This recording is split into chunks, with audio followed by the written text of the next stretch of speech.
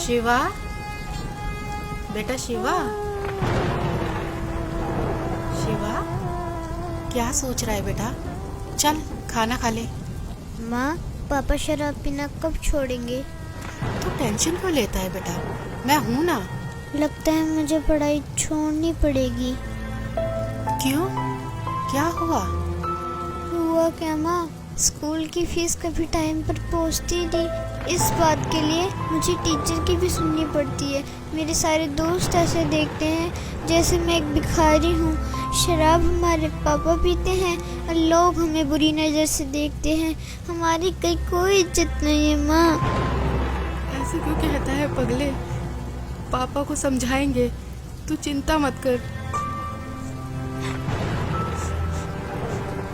माँ, आज मैम ने बोला है 2 दिन के अंदर अगर मेरी फीस जमा नहीं हुई ना तो मैम ना क्लास में बैठने देंगी और ना एग्ज़ाम में।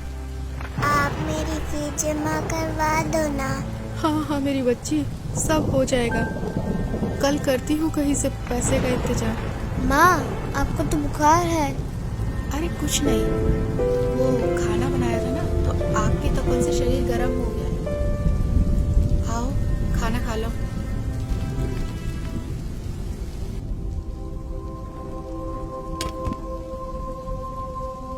और हाँ, पढ़ाई छोड़ने के बारे में सोचना ही मत, समझे?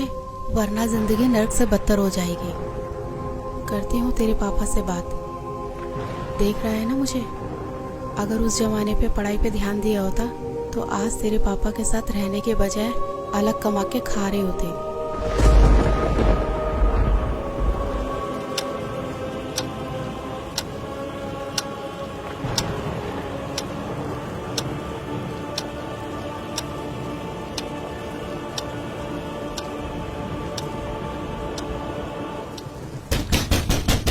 साले, दरवाजा खोल। साले, दरवाजा खोल। अबे कहाँ मर गई साली? खोल साले। इनका तो रोज रोज का ड्रामा हो गया। आज तो दरवाजा खोलूंगी ही नहीं। खोल नहीं तो तोड़ दूंगा इसको। खोल साले, दरवाजा खोल। तोड़ दूंगा इसको साली, दरवाजा खोल। और कहाँ मर गई साली?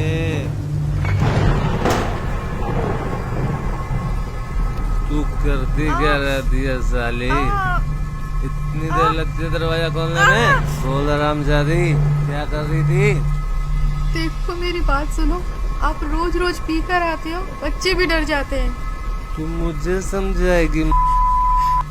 अब मुझे तुझसे सीखना पड़ेगा कि घर कब आते हैं और कैसे पीते हैं। तू मुझे समझाएगी साली? तू मुझे सिखाएगी साली? मुझे समझाएगी साली? तू मुझे समझाएगी? मुझे समझाएगी?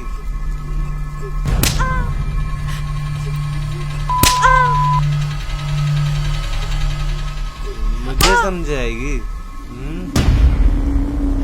पापा मत मारो ना माँ को, पहले से बीमार है। तेरी इतनी मजाल, तू मुझे रोकेगा? देख क्या रहा है? देख क्या रहा है? मत मारो।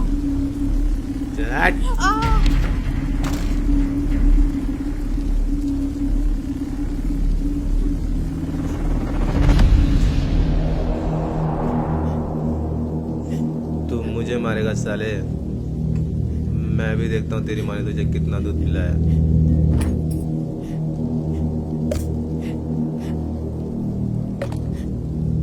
आजा मार, मार साले, मार।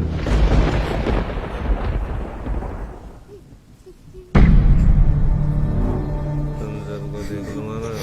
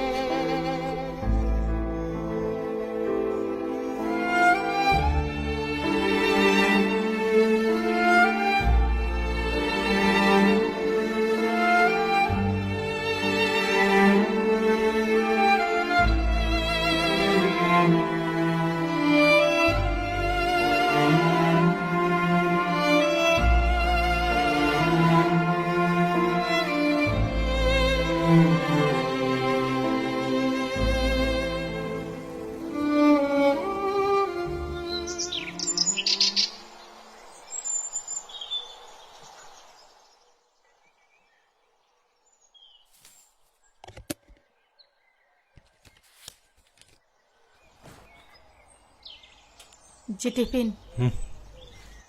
सुनो,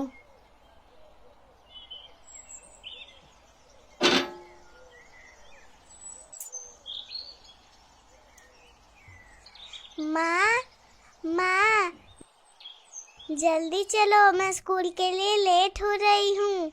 हाँ हाँ मेरी बच्ची, बस 2 मिनट, मैं अभी तैयार होके आती हूँ।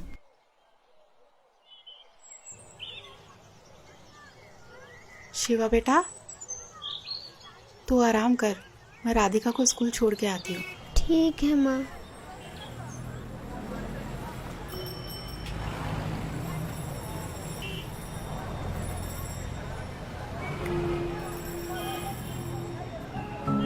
माँ, पापा कब सुधरेंगे? उन्होंने रात में भैया को बहुत मारा था ना।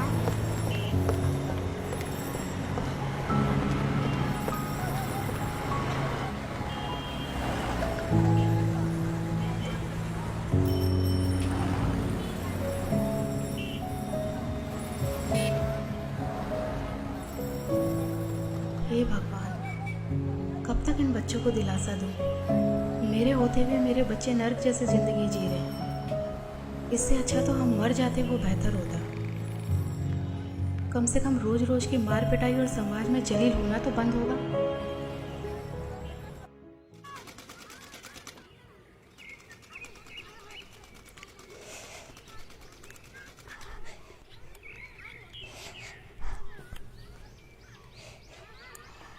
अरे मैं बोल रही थी ना कि मैं लगा देती हूँ।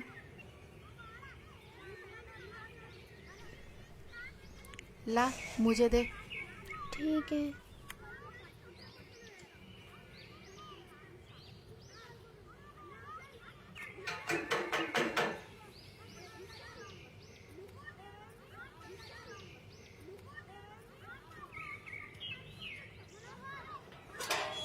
अरे नीलम दीदी, आइए आइए।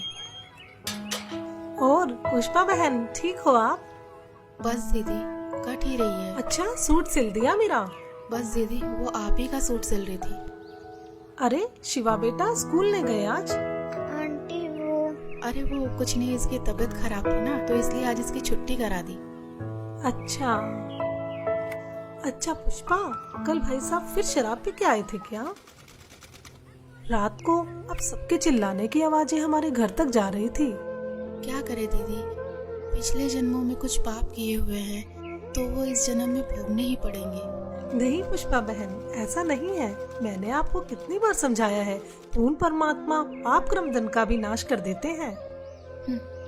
यहाँ तो पाप कर्म भोगते भोगते जिंदगी का ही नाश हो गया है, बस अब और नहीं। क्या मतलब? मतलब क्या है दीदी, इन्होंने सुधरना तो है नहीं, निकल जाऊंगी अपने बच्चों को लेकर, और क्या।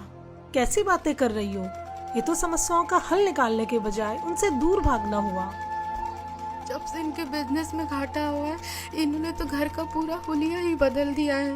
रोज डेली शराब पी कर आते हैं और सारा गुस्सा हम पर उतारते हैं। हल निकालते निकालते मैं थक चुकी हूँ, बस अब और नहीं सह सकती।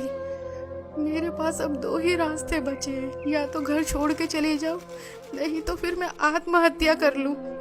नहीं पुष्पा, ये बिल्कुल गलत है, और आत्महत्या तो महापाप है। पुष्पा, अगर इस नरक भरी जिंदगी से निकलना चाहती हो तो उसका एक ही रास्ता है, जिसके बारे में मैं तुम्हें बार बार समझाती हूँ। तुम बस एक बार संत रामपाल जी महाराज जी से नाम दीक्षा ले लो, फिर देखना तुम्हारा जीवन कितना सुखमय हो जाएगा। एक सच्चे संत के पास हर समस्याओं का समाधान होता है। अच्छा मजाक करती हो दीदी, भला नाम दीक्षा लेने से भी इनका कुछ हो सकता है क्या? कितनी तो हमने झाड़ फूक करवा ली, कितने इनको नशा मुक्ति केंद्र में भेज लिया, और ना जाने कितनी इनको दवाइयाँ मैंने खाने में मिला कर दी, पर इनका नशा नहीं छूटा। और हाँ, आप बोल रहे हो कि गुरु बनाकर भक्ति करने से सब ठीक हो जाएगा, तो आपको बता दूं कि हमने काफ़ी गुरु बनाकर भी देखे हैं, पर इनका नशा छूटने के बजाय और बढ़ गया है। तो इन गुरुओं से भी कोई फायदा नहीं है। हाँ, बिल्कुल सही कह रही हो पुष्पा बहन, लेकिन मैंने कहा ना, एक सच्चे संत से ही नाम दीक्षा लो, क्योंकि एक सच्चा संत आपके सभी दुखों को दूर कर सकता है।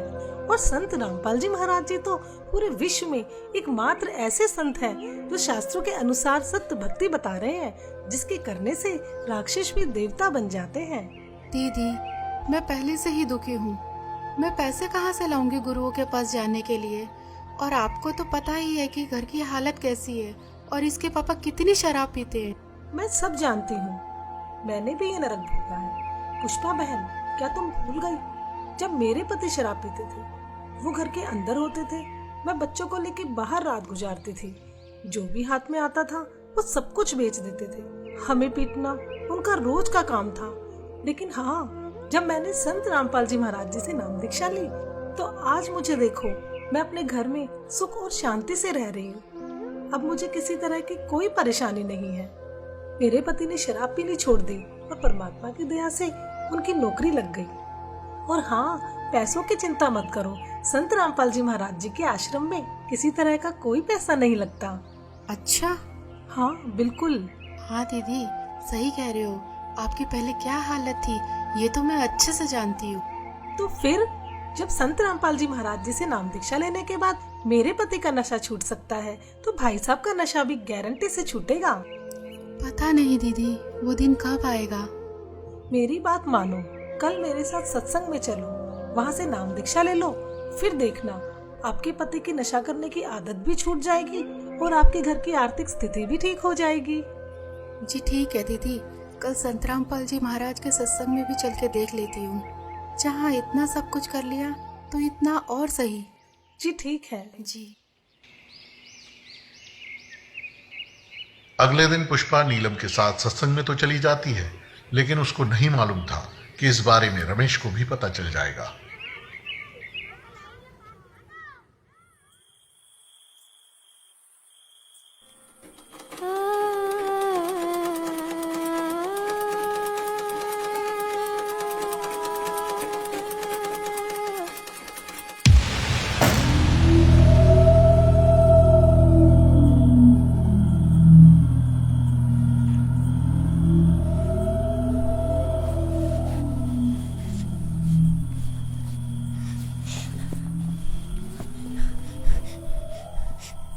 क्यों री, बहुत शौक चढ़ा दे सत्संग में जाने का?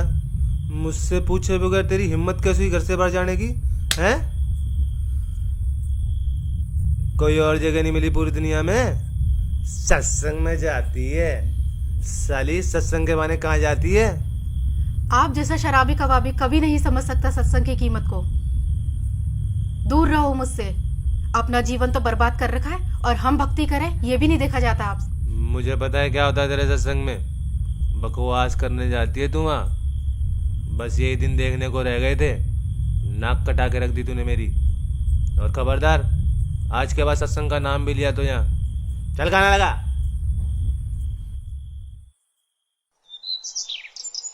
रमेश सत्संग को बहुत बुरी जगह मानता था, लेकिन कुछ दिन बाद जब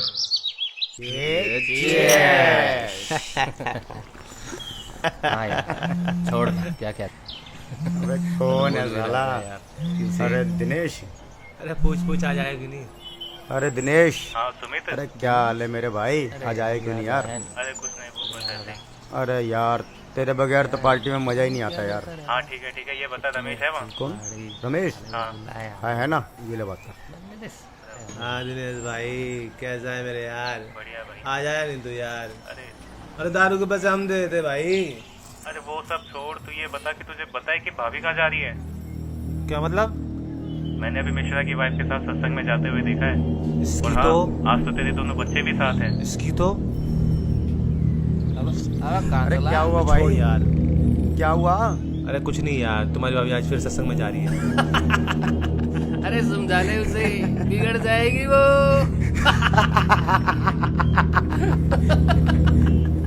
हाँ भाई छोड़ यार, आकर बात करते हैं। अपने दोस्तों के सामने हुई इस बेइज्जती को रमेश सहन नहीं कर सका और गुस्से में आग बबूला होकर वहां से निकल गया।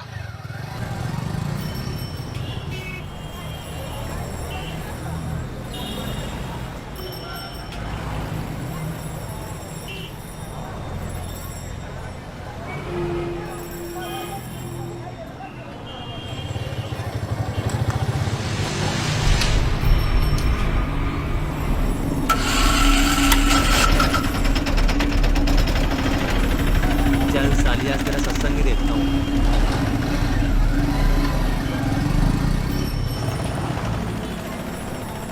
पुष्पा, बहुत अच्छा किया, इन बच्चों को भी ले आए। इन बच्चों को बचपन से ही परमात्मा की सही भक्ति का ज्ञान हो जाएगा। हाँ, आज छुट्टी थी ना इनकी, और इनके पापा भी सुबह सुबह कहीं अपने दोस्तों के साथ निकल गए, तो सोचा इन बच्चों को भी साथ ले चलो। बहुत अच्छा किया।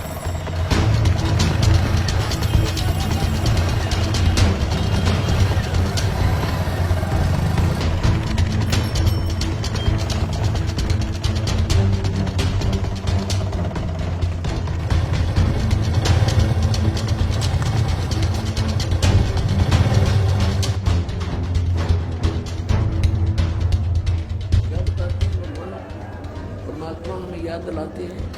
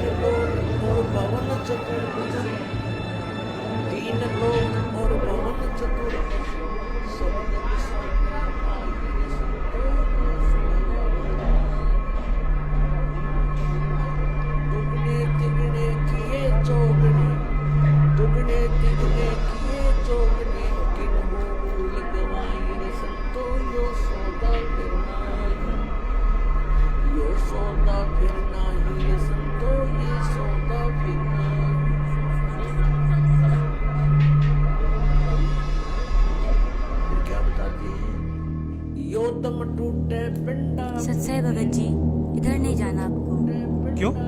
क्योंकि ये बहनों का पंडाल है, उधर बैठ के भाइयों वाले पंडाल में सत्संग सुन लीजिए। उस दरगाह में मार पड़ेगी, उस दरगाह में मार। आश्रम में सभी को सत्संग सुनते हुए देखकर रमेश भी उन्हीं के बीच शांति से बैठ जाता है। मदरा पीवे कड़वा पानी, 17 जन्म समान के जानी। एक बार शराब पीता है तो 17 जन्म कंटिन्यू कुत्ते की योनि में जाओगा एक बार। और जिसने बोतल की बोतल खाली कर रखी है उसका तो पता नहीं 1000 जन्म हो गएगा, 2000 जन्म कुत्ते के। और कुत्ते का जन्म तो एक कब तेरा। अब तो अफलातून पी के घुटी ला के शराब की और टिट्टी पाक जाए, और पत्नी रोवा खड़ी खड़ी कि ये रोटी खा ले ना मरेगा। वह थाली लेकर जाएगी, रोटी खा लो, और वो मारेगा ठोकर, दूर आ जा। वो पड़ेगी सारा दूर जाके पड़ेगा भोजन। और फिर उस दुष्ट आत्मा के साथ क्या होगा? कुत्ता बन के क्या खाएगा? जब तो ठोकर मारा था थालियों के, कुत्ता बनेगा। और फिर भूख लगेगी, सारी रात भौंकेगा, गली में पड़ेगा गर्मी सर्दी में। सुबह उठते ही कहाँ जाता है कुत्ता? रसोई में। मैं कहा उसने भोजन की, ऐसे ऐसे करके सीधा जाएगा जैसे कोई टोकनी है कोई नहीं, कि भूख लग रही, डट्टा जाना। अब वहाँ रसोई में अब कौन पढ़ दे उसको, मूर्ख को? कोई देख लेगा घर का सदस्य, पहले उसको करेगा तो पर वो कानों पर घटाड़ा करे, भूख लग रही जोर की, सीधा ही चल पड़ता है वो। फिर उठा कर लठ उसके कड़े में ठोकेगा कमर में, फिर ट्या ट्या ट्या करता जाएगा गली में। फिर कुछ देर के बाद कुछ भूल सी पड़ेगी डंडे की, फिर सोचेगा भूख तो क्यों अंदर है ही, फिर दूसरे मकान की तरफ चलेगा। वहाँ उसके भाग और दुर्भाग्य, उसने कोई टूक मिला या लठ मिला या जूत मिला। जब वहाँ भी उसकी सेवा लठ से होगी तो फिर वो प्रयत्न छोड़ देता उस दिन का। फिर वो बाहर भागता जंगल की तरफ। वहाँ क्या खाता है? टट्टी खा के आता है। और जब पी कर शराब मारा था ठोकर, तो ये कर्म याद दिलाए जाते हैं। ये किसी डोम बाट के गीत नहीं भाई, भगवान की बताई हुई गाथा।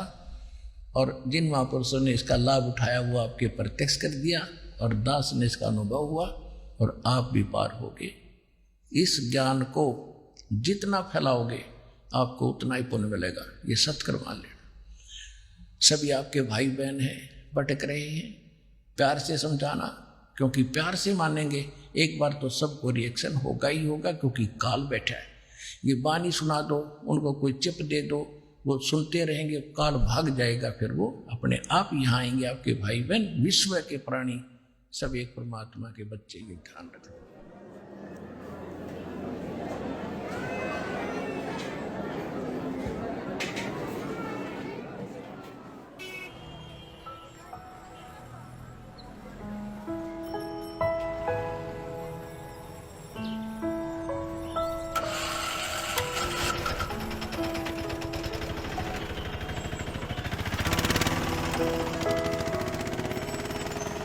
और राधिका बेटा, आपको सत्संग में जाना कैसा लगा? मुझे तो बहुत अच्छा लगा आंटी। और शिवा बेटा, आपको कैसा लगा?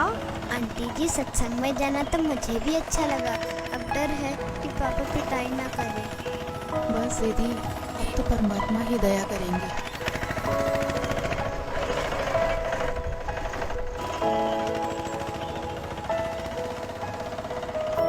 अच्छा पुष्पा, चिंता मत करना, सत साहेब। जी। अच्छा बच्चों, सत साहेब।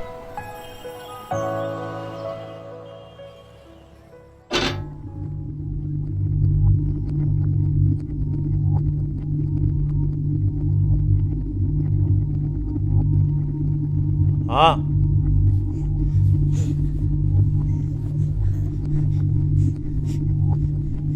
कहाँ गए थे तुम? जी वो यहीं बस वो चुप कर। कहाँ लगा? पता नहीं कहाँ घूमती रहती है। जी ठीक है, लगाती हूँ।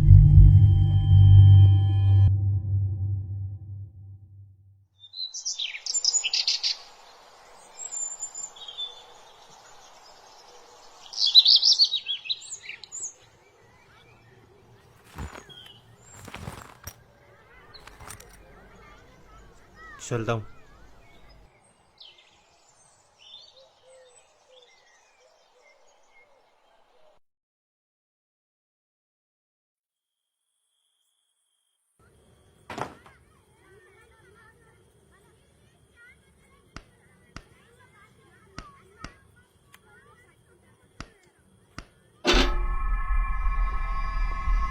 माँ,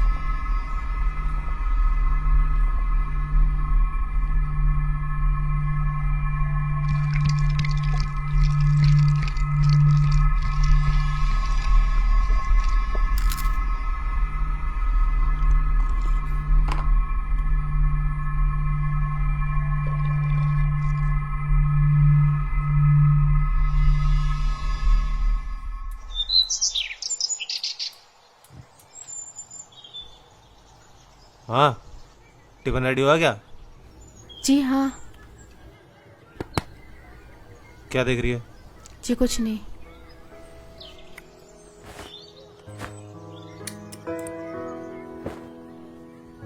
बच्चों की जमा कराई क्या? जी नहीं, वो अभी नहीं। ये ले पैसे, बच्चों की जमा करा दियो।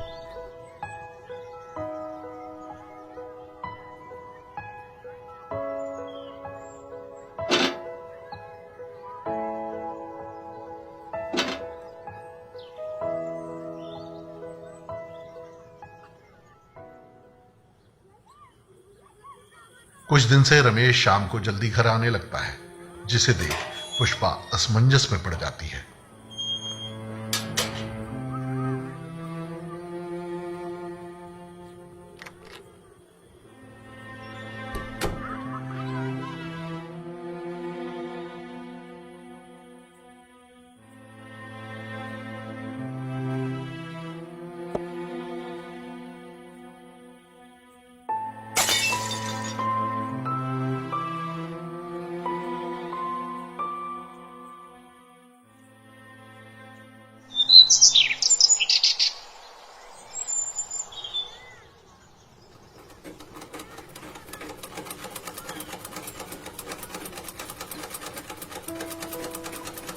माँ, पापा आजकल दारू घर पर लाकर क्यों पीने लगे?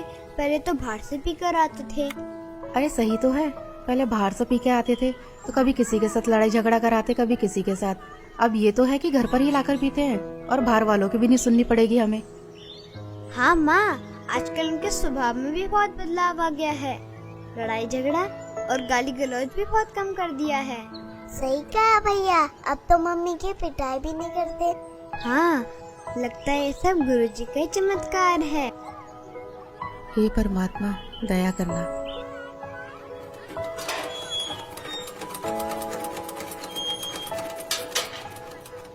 अरे नीलम दीदी, आइए आइए। और पुष्पा कैसी हो?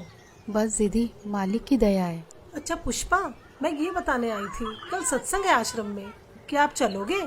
नहीं दीदी, कल तो इनके पापा की छुट्टी है, तो नहीं हो पाएगा। कोई नहीं। हाँ, अगर पिछली बार की तरह इनका बाहर जाना हुआ तो चल पड़ेंगे। जी मालिक ही दया करेंगे। अच्छा बहन, चलती हूँ। सत साहेब। सत साहेब।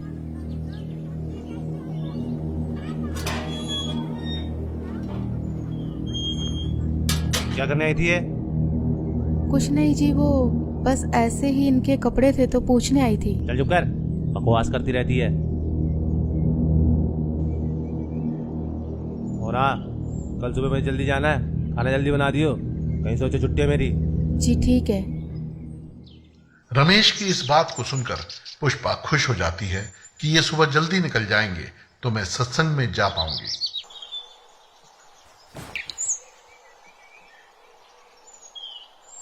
अच्छा ठीक है, मैं जा रहा हूँ।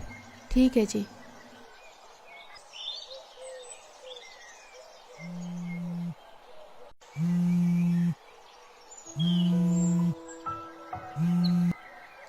हाँ नीलम दीदी।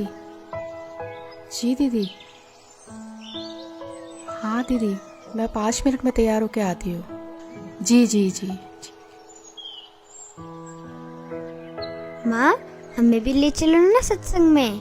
हाँ माँ, हाँ बहुत अच्छा लगता है। ठीक है मेरे बच्चों, तुम्हें भी लेके चलती हूँ, चलो। पुष्पा आज भी नीलम के साथ अपने दोनों बच्चों को लेकर सत्संग में पहुंच जाती है, इस बात से बेखबर कि आज यहाँ उसके साथ क्या होने वाला है। कोई आपत्ति आओगी कैसे खड़ा करूंगा। और क्या बताना चाहा था, जो परमात्मा 18 लाख व्यक्तियों को और 3 दिन तक भोजन भंडारे, लड्डू, जलेबी, कचौड़ी, पकौड़ी और दोहर और असरफी दे सकता है, एक झोपड़ी में बैठा व्यक्ति, वो समर्थ कितना है। और आपको क्या नहीं दे सकता, पूरे विश्व को खिला सकता, वो पूरे असंख्य ब्रह्मांडों को 1 सेकंड में सब कुछ भर दे, हरा भरा कर दे इस पृथ्वी को, और आपका घर भर दे पूरा। अगर विश्वास करोगे तो ये सत्कर मान लेना, उस समर्थ का सहारा आपको है। हाँ हाँ दीदी, बहुत अच्छा लगा। और मैं तो सोच रही थी, और हाँ दीदी, कल तो कमाल हो गया। मुझसे पूछ रहे थे कि बच्चों की फीस जमा करा दी, तो मैंने कहा नहीं, तो मेरे हाथ में पैसे रख के चले गए। अच्छा हाँ बहन, परमात्मा पर ऐसे ही विश्वास रखो, परमात्मा जो चाहे सो कर सकते हैं।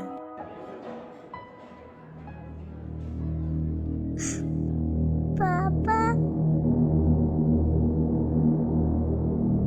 पापा, माँ, हाँ बेटा। पापा। पुष्पा जाओ। नहीं दीदी, मैं नहीं जा रही। जाओ। ठीक है, जाते हैं।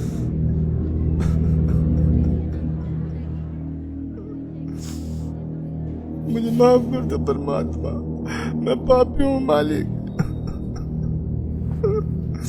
क्या हुआ जी? मुझे माफ कर दो पुष्पा, मुझसे बहुत बड़ी गलती हो गई।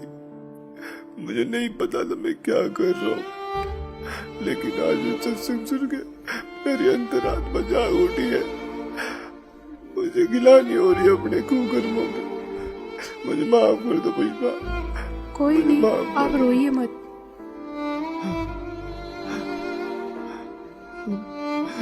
शिवा बेटा, मुझे माफ कर दे बेटा। मैं आज के बाद कभी भी तुम्हें शिकायत का मौका नहीं दूंगा। राधिका बेटी, तेरे पापा सुधर गए बेटा, मैं प्रॉमिस करता हूँ मैं शराब को कभी हाथ भी नहीं लगाऊंगा। मुझे माफ कर दो बच्चों। नीलम बहन जी, आपका बहुत बहुत शुक्रिया जो आपने मेरे पूरे परिवार को यहाँ का रास्ता दिखाया।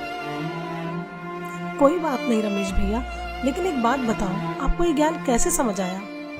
पिछली बार जब आप पुष्पा और दोनों बच्चों को यहाँ पर लेकर आए थे ना, तब मैं यहाँ आया था। उस दिन मैं आप लोगों के पीछे पीछे यहाँ तक आया था, ये सोच के कि यहाँ कुछ गलत काम होते होंगे तो इन लोगों को रंगे हाथ पकड़ूंगा। लेकिन मैं गलत था, क्योंकि सत्संग में जो बातें बताई गई उसे सुनकर तो मेरा दिमाग ही घूम गया, जिसके बाद मैं किसी को बगैर बताए यहाँ से निकल गया और आश्रम से जीने की राह पुस्तक भी ले गया। बस इस ज्ञान को मैं अच्छे से समझना चाह रहा था कि आखिर सच्चाई क्या है। मैंने घर जाती बुक को पढ़ना शुरू किया और टीवी पर जो संत रामपाल जी महाराज जी का सत्संग आता है उसे सुनने लगा।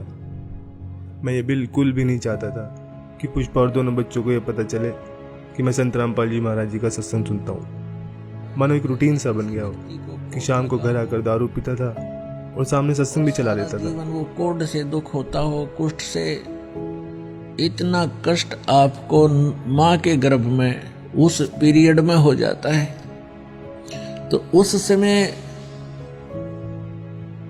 ये परमात्मा से बार बार प्रार्थना करता है, हे प्रभु, हे मालिक, एक बार इस नरक से निकाल दो। वहां इसको याद भी होता है कि तू ये कष्ट किस लिए भोग रहा है। उसको याद होता है उसमें कि मैंने पहले बहुत से मनुष्य जन्म प्राप्त किए, साधना की नहीं, और जिस कारण से 84 लाख योनियां भी भोगी, कुत्ते गधे सुअर के जीवन उसको खूब याद आते हैं। फिल्म चलती रहती है उसकी। तो फिर ये कहता, भगवान एक बार इस नरक से निकाल दो, सदा आपको याद करूंगा, परम संत की खोज करूंगा जैसा कि आपने बता रखा है, और सत साधना करूंगा भगवान, केवल अपने पेट के लिए कार्य भी करूंगा लेकिन आपकी याद नहीं भूलूंगा। अब परमात्मा कहते हैं बाहर आ जाता है प्राणी और आते ही सबसे पहले भगवान भूलता है, बाकी सारी बकवाद याद कर लेता है। शराब पीनी, मांस खानी, सिनेमा देखना और 36 फंड, बड़ी कोठी कार बनानी, तो कहते भगवान बोल कर सब कुछ याद कर लेता है ये। फिर परमात्मा ही याद दिलाने आते हैं उसको। सत्संग सुनते सुनते मुझे कुछ ज्ञान भी होने लगा और दारू से तो मुझे नफरत सी हो गई थी।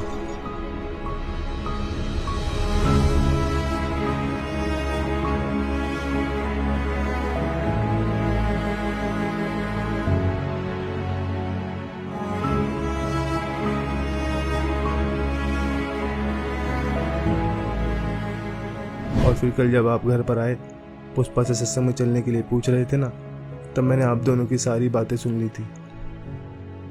मैं बिल्कुल भी नहीं चाहता था कि पुष्पा और दोनों बच्चे मेरी वजह से सत्संग में ना जा पाए, इसलिए मैंने पुष्पा से झूठ बोला कि मुझे सुबह कहीं बाहर जाना है। फिर मेरे मन में भी आया कि क्यों ना मैं भी आज सत्संग में चलूं, तो आज मैं भी सत्संग में आ गया। संत रामपाल जी महाराज वाकई में पूर्ण संत है, जिन्होंने मेरे पूरे परिवार के साथ साथ मुझे भी यहाँ खींच लिया और मेरे अंदर के राक्षस को मारकर एक देवता बनने का रास्ता बताया। सुबह का भूला यदि शाम को घर आ जाए तो उसे भूला नहीं कहते। और अब आप संत रामपाल जी महाराज जी का ज्ञान समझ गए हो, तो इससे बड़ी खुशी की बात और क्या होगी। जी, अब मुझे भी नाम दीक्षा दिला दीजिए, जिससे मेरे पाप कर्म कुछ हल्के हो सके। हाँ हाँ, क्यों नहीं भाई साहब, आइए। जी हाँ बच्चों, आप आज रमेश भी संत रामपाल जी महाराज जी से जुड़ जाता है और अगले ही दिन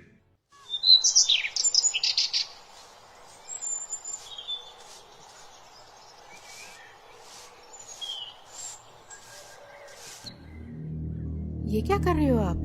कल तो आप कह रहे थे कि आज के बाद शराब नहीं पीऊंगा।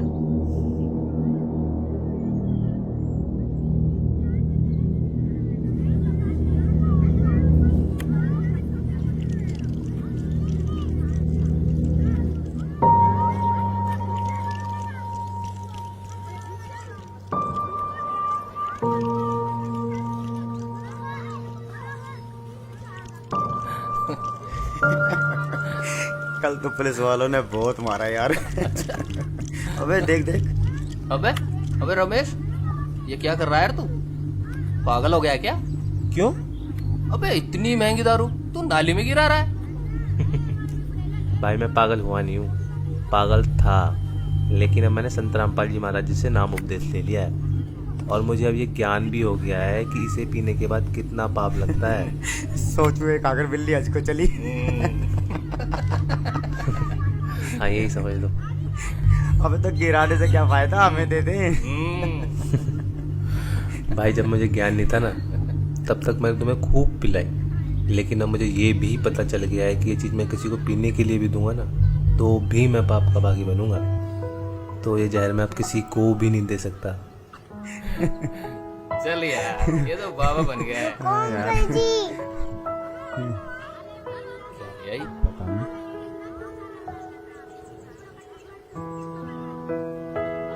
अरे ये क्या ले आई? ये हमारे गुरुजी संत रामपाल जी महाराज की पुस्तक। जीने की राह? हाँ अंकल जी, जीने की राह, जिसे पढ़ने के बाद लाखों लोगों ने भी नशा छोड़ा है। तो आप भी पढ़िए।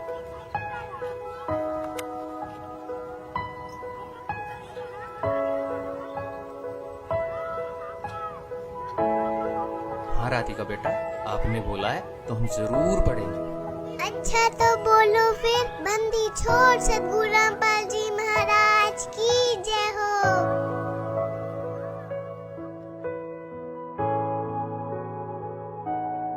तो दोस्तों आपने देखा आखिर किस प्रकार रमेश का नशा छूट जाता है। संत रामपाल जी से जुड़कर लाखों लोगों ने अपना नशा छोड़ा है। संत रामपाल जी ही पूरे विश्व में एकमात्र ऐसे संत हैं जिनके लाखों फॉलोअर्स हैं, जिनमें से कोई भी नशे पते को हाथ तक नहीं लगाता। उनका मिशन है कि पूरे विश्व से नशे को खत्म कर सबको सत भक्ति मार्ग पर लगाना, ताकि आप और हम सभी मनुष्यधारी जीवों का यह मनुष्य जीवन सफल हो जाए। धन्यवाद।